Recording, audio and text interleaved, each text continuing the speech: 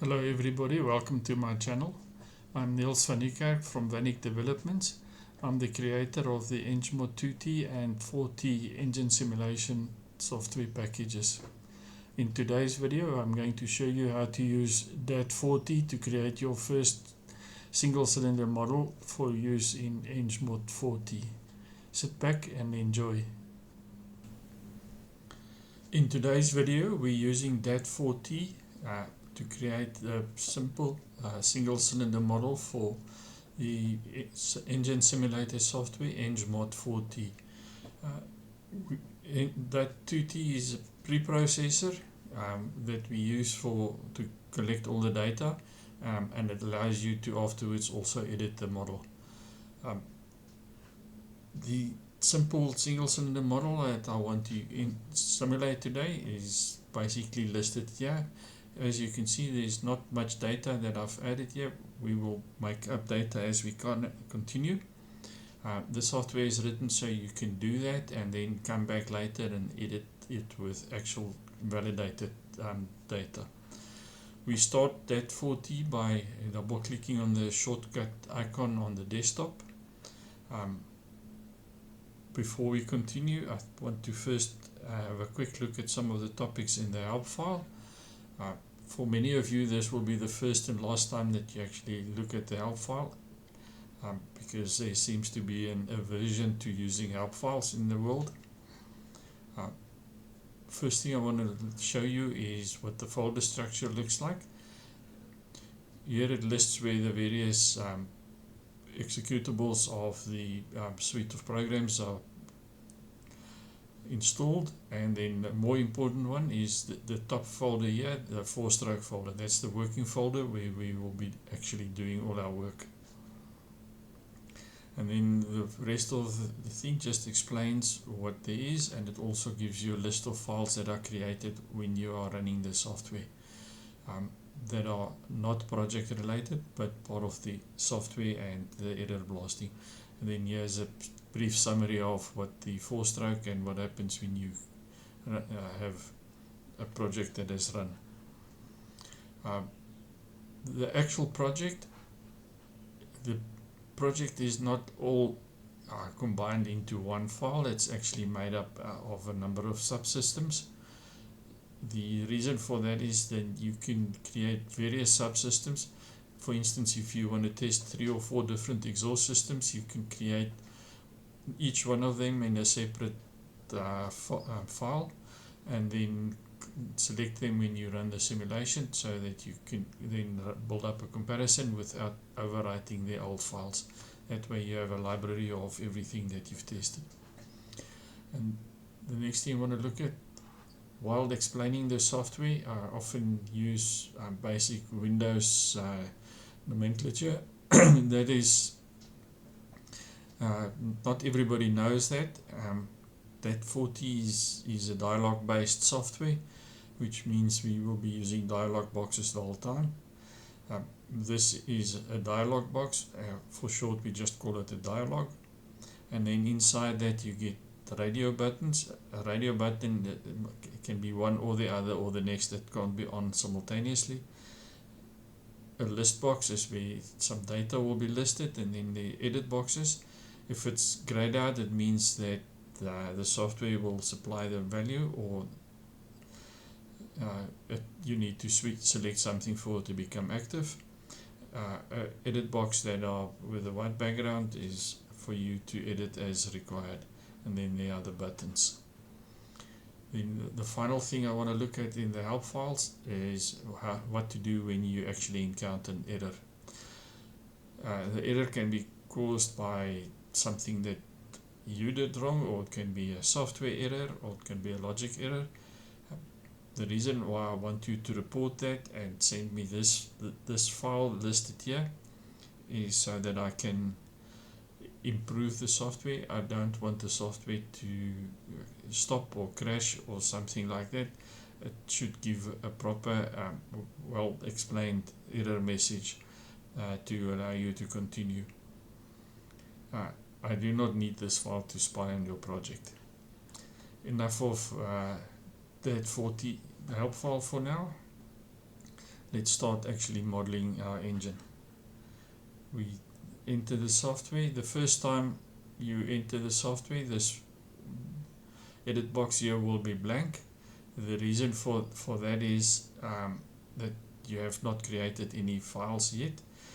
The next time you open it, it will list the last file that you edited there, and you can then select to use the existing project. For now, we need to create a new project. I want to give it the very innovative name of new project. We say save. You can see it's now filled in all the edit boxes for you with a new project name. If you already have existing subsystems, you can select them here, or you can create something with a different name there. But for now we use the default names, and we say accept. The first thing it does is it opens the engine dialog box because you have not created any engines yet. We want to run a naturally aspirated spark ignition. Single cylinder is sort of by default an inline engine. We want to run plain bearing. You can also select a roller bearing or user defined. User defined is a little bit more complex, and to determine the values that if you want to go that route, you use the friction mean effective pressure software that's applied with this suite of softwares. So that is a lot more complex, and I will do a separate video on that. For now we want to use just a single cylinder engine. You'll see it's also giving you only one option on the firing order, which is fairly obvious. Let's go to the values we have in the page next door.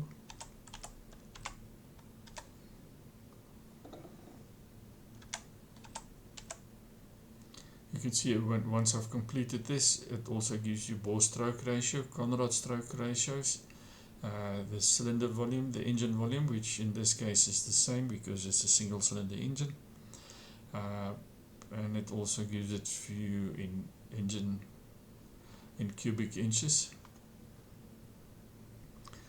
We want to run a 0 gudgeon pin offset. We want to run a 14:1 compression ratio, squish clearance. On this size engine we want to run about a 0.9mm clearance. The norm there is, if you don't know what it should be, you use 1% of the stroke, so this is slightly more than 1%.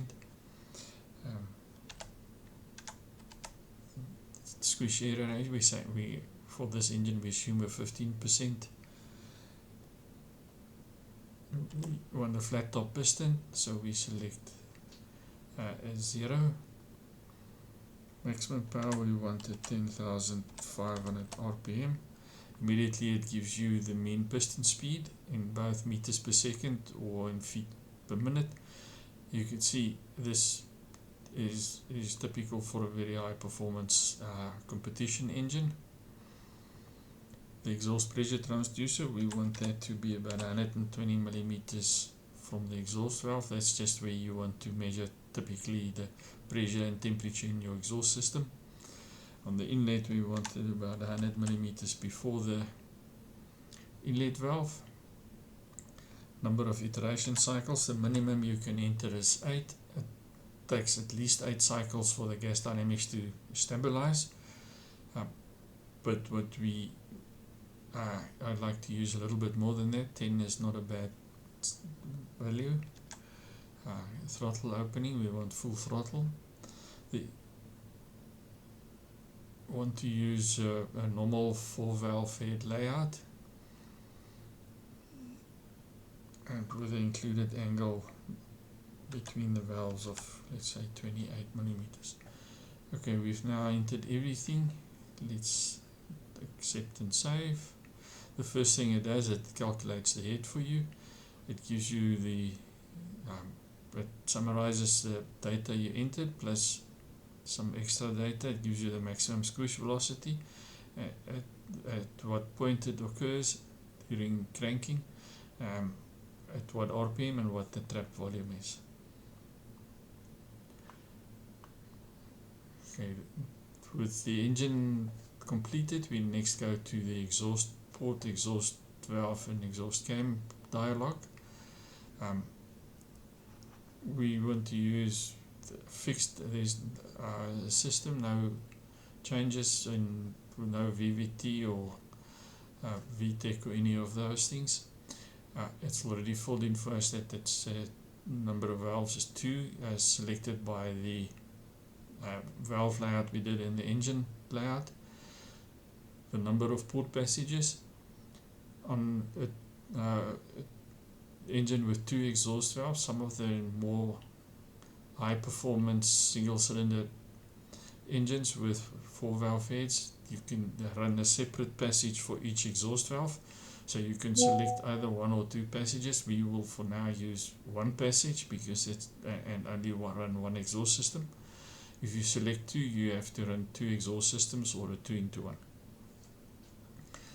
Okay, next we look at the CD map. That's the coefficient of discharge of the exhaust valve. You can run a free flow. That means that none of the valves come close to the cylinder edge. That's not a very often occurrence. More often is the partially masked CD map. In some cases where there's a lot of shrouding, you select the severely masked, or you can create one from flow bench data. I'm not going to go into that today, but it opens a new issues that you can do. But for today we want to just use the partially masked. I will do a later video on the user defined one. Okay, let's start entering the valve data. The exhaust valve OD is 32, ID 29 gives you a 1.5mm seat width. The outer C diameter in the head, this can be the same or it can be a different value from the actual valve. Quite often the seat in the head is slightly different from what is on the valve. For now we use the same value. The manifold effective diameter, this is this diameter at the end of the port. I enter 45, even though if you look at what I've said here, we want to use a 50mm exhaust. I'm doing this so that I can show you later how we do certain checkings. If you have a non-round manifold port and you want to calculate the effective diameter, you can use this, and there are various options that you can use to calculate the effective diameter. Valve stem is 5mm. The seat, this is the 45 degrees. This is this angle. You can see how it's measured. The length of the port, let's make the port 80mm long. Tappet clearance, okay, before we go there, we do not have a fully measured exhaust valve lift profile available, so we select to use the generated cam profile. This is based on things that Prof. Blair listed in his book. It's a basic lift profile that we generate. Because this lift profile goes from valve open to valve close, we leave the tappet clearance, the lash clearance as 0. And let's start. The valve opens before bottom dead center, we said 80 degrees, and it closes 30 degrees after top dead center. The exhaust valve lift is 12.5mm. Okay, the following items are used to generate the lift profile, and it gives you the recommended values according to the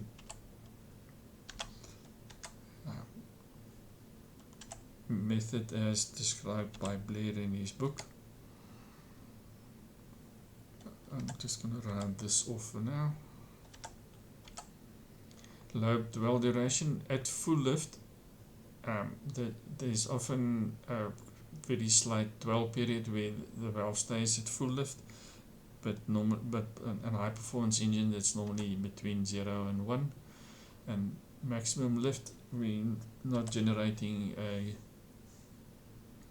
axis a non-symmetrical lift profile, so we use 0 and we say accept and save.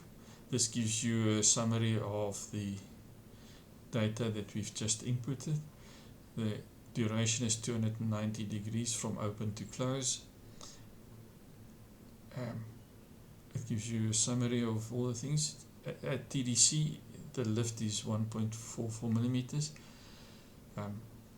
The lift duration at 1 millimeter, or as this is more or less the 40th hour lift, and then this is the 50th hour lift values. The important thing we want to look at also is we see that the equivalent diameter of the valves at full lift is 52 millimeters. That's why we use a lift of 50. We will get back to that later.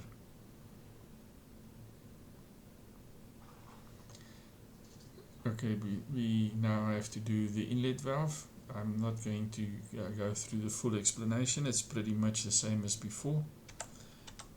Let's just enter the data.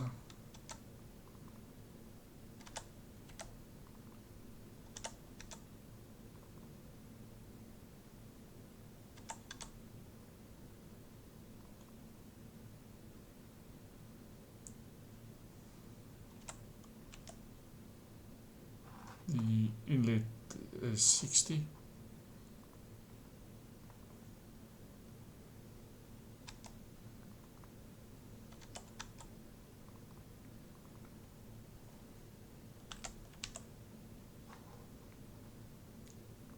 Okay, the inlet valve opens 30 degrees before TDC, closes 80 degrees off the bottom dead center. The valve lift is 13.5 millimeters. We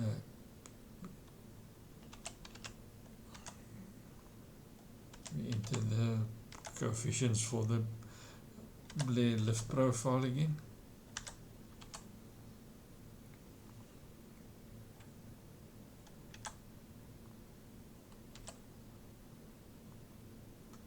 It gives you a summary of the data once again, and when we see that the inlet equivalent ratio is 60, so that's why I used 60 for the inlet system. Next, we have to create the exhaust system. The exhaust system that we want to use is fairly straightforward. I just want to use an individual pipe.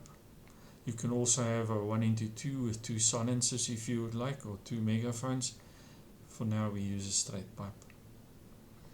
And the boundary to the atmospheric, there's a number of issues that you can model. For today we run a straightforward open pipe. It opens the dialog for the pipe data. We said we wanted to use a 50 millimeter pipe and 600 millimeters long. Click save, and save and display. You should see a boundary at each end of the pipe. If there's not a boundary, there was some error that you need to report to me, please, and we accept that. The next thing we do is we go to the inlet system. I want to run a throttle, butterfly type throttle with a 5 millimeter spindle. I want to run open-ended to atmosphere, and I do not want to run a boost bottle. I want to run fixed inlet length, and let's change that to a bell mouth inlet. Okay, and now the first thing we need to do is input data for pipe number 1, which is the cylinder pipe. In the software, pipes are numbered from the cylinder outwards, whether it's for exhaust or inlet. The pipes against the cylinder head is numbers 1 or 1 to 4 if it's a 4-cylinder. Okay, starting diameter, we want to, this is the pipe against the cylinder, so we enter 60, and 100. If you want to inspect it before saving it, you can click the display button. Everything looks fine, so we click save and display. It opens the data for the next pipe, which is this one, which is in the software also seeing that its last boundary is a throttle. We call it a throttle pipe. There are 3 segments in this one. We start numbering the segments.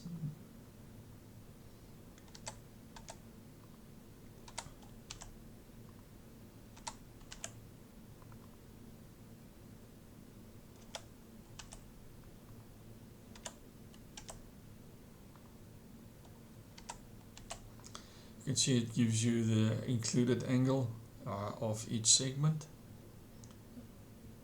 Save and display. This is what it looks like now, atmospheric on the one end and the throttle valve on the other end. Next we need to input the combustion data. This is, you have a number of combustion models. For now we use the burn rate prescribed. That is a basic Weber or Vibe model that uses the delay, the duration, and 2 coefficients to describe the model. That's described in detail in the help files. You can also have adjusted Vibe function that adjusts the model's values as you run the simulation, or you can use a turbulent entrainment model. The turbulent entrainment model runs much longer, and I will do a separate video on actually using that at a later stage. Nitromethane we want to use none, and for now we're going to run a fixed value for the combustion right through the RPM range. What we actually want to do, because we're running 14:1 compression ratio, is we want to change to unleaded 100 octane. But before we do, I want to point out, you look at the regular, is got a stoichiometric air fuel ratio of 14.7:1, and that gives you a lambda value of 0.816. If we change for the same air fuel ratio to unleaded 100, you see that the stoichiometric ratio has changed for unleaded 100, and the lambda value, so we see we actually for the same 12:1 as on regular, we're now running a lambda that's actually leaner.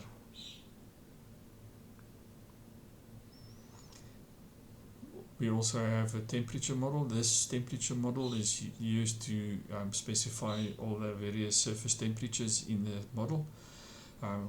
We select a water-cooled engine for the specific engine.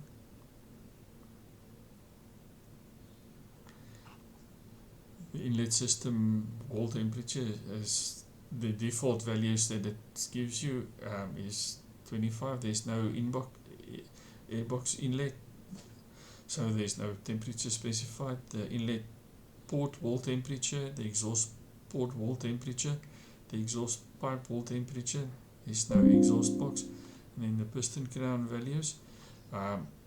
You can, usually these are fine, and you can select them as is unless you have better data available. Atmospheric temperature and pressure, this is used as a default, or you for the inlet side and for all the cooling system, but you can also have a separate outlet pressure and temperature. That's used if you want to simulate. Why we do it different is if you want to simulate turbocharged engines without actually creating a full turbocharged model.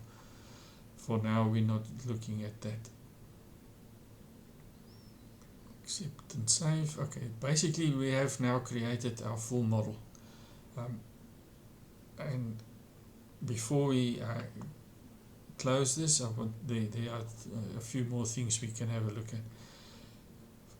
First, let's do a pipe and duct check. This verifies that the length in it. Sometimes if you supply a length that is too short, the simulation will crash because it needs a certain finite length, and this will give you a warning on that. The other thing that it gives you is it tells you how the exhaust port and the header exhaust header matches. You see there's a 5mm discrepancy.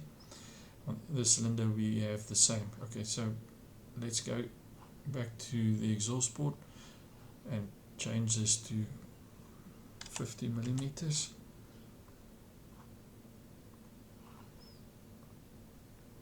And now we can see now there's a match. You might want a mismatch, or it doesn't mean to say the mismatch is necessarily bad. Quite often people use mismatch there to help with anti-reversion. Then the next thing we want to look at is the STA button, the specific time area. This gives you a nice summary of the engine that you've just inputted. This gives you a basic layout of what the head looks like, and it looks fine. We don't see anything interfering with anyone. And these are the specific time areas.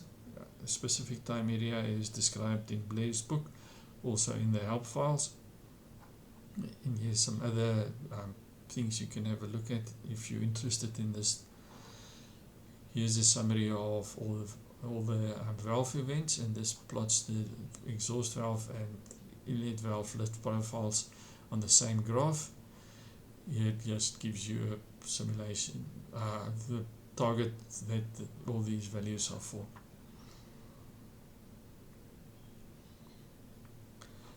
Basically we are now ready to simulate this engine in Dat4T, which is what we will do in a future video. Thank you for watching and enjoy your day.